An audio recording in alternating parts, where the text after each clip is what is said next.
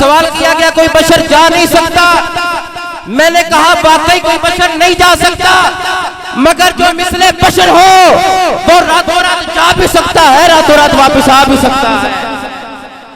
अगर मिसाल समझो मिसले बशर हो तो कभी बशरियत का गलबा हो तो ताइफ के मैदान में पत्थर लगे तो खून बह निकलता है, मगर दूसरी बात में मुल्ला सुन ले कि जब नूरानियत का गलबा होता है तो आज की रात शके सदर हुआ, नूरानियत का गलबा था, खुद देख रहे हैं एक कतरा भी खून का नहीं निकला। तो कभी नूरानियत का गलबा होता है, कभी बशरियत का गलबा होता है। हजूर की नूरानियत भी बेमिसल बेमिसाल है, हजूर की बशरियत भी बेमिसल बेमिसाल है।